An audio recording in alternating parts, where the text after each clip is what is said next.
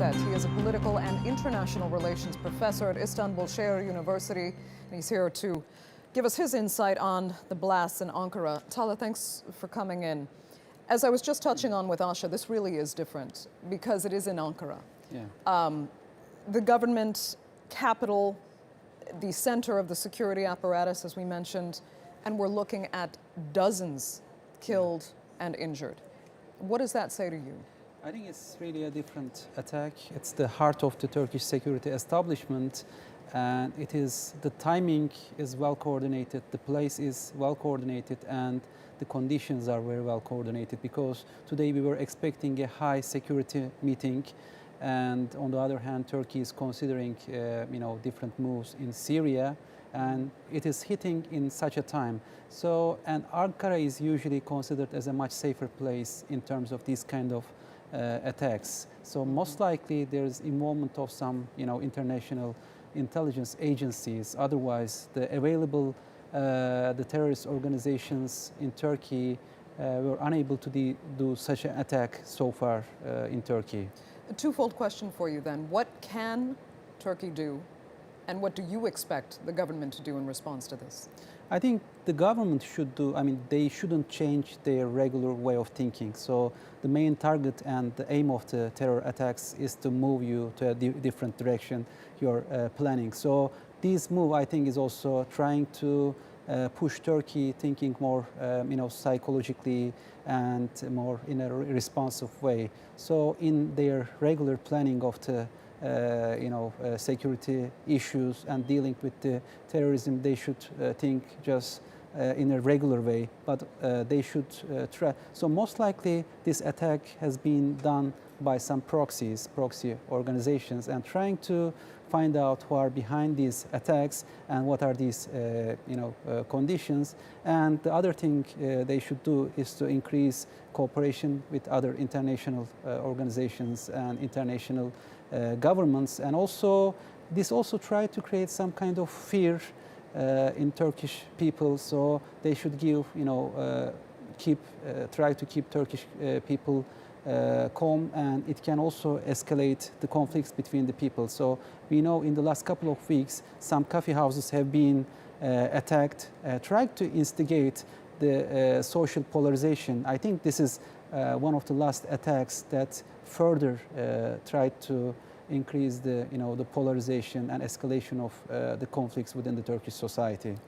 I'm going to go back to what you said. Proxy organizations, you suspect. What do you mean exactly by that? Most likely a small terrorist organization that is provided some information and equipment with another government, or we know that in the past Syrian Muhaberat have been working with the terrorist organization in Turkey. We know that some of the leaders of the HKPC have been caught while they were trying to pass into Turkey. There were smaller left-wing organizations. This may be also connected to a small group within the PKK. But most likely, this kind of event, this kind of attack cannot be done with a large organization without the help of larger security bodies. When you mentioned the HKPC, have they ever carried out an attack on this scale, though? Not in this scale, but they attacked the American, embassy. They did some in Istanbul, in Sultanahmet. So, but this is much larger than the other attacks in terms of scale and in terms of the target. Right. Put a little more perspective on that, then, if you can. We had an analyst say earlier, and we'll speak to him again later, that this does bear some of the hallmarks of the PKK. Do you think that is the case? I mean, at least from what you've seen so far, the PKK often doesn't necessarily target civilians the way we've seen Daesh target civilians in very high-profile attacks over the past 9 months or so. So does this speak to the PKK pattern to you as well? Well, it doesn't look like a PKK attack. I mean, it doesn't. I mean, they definitely attacked the security apparatus, but not within the cities and within such a scale.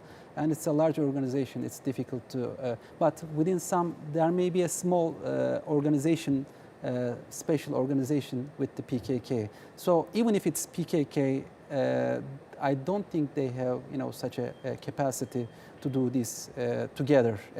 They only PKK. So most likely either smaller part of PKK, the secret body, or PKK with the support of another intelligence or secret service. Okay, but you do agree this doesn't bear the hallmarks of Daesh? So far, I mean, it doesn't look like the PKK attacks. They usually do it in the south or part. Daesh. I was asking. In Daesh, I mean, they also attack people, and they attack, they try to spread fear within the ordinary people.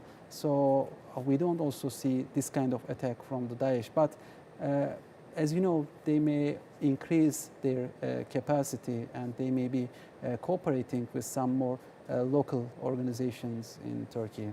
Okay, Talha, we're going to leave it there for now.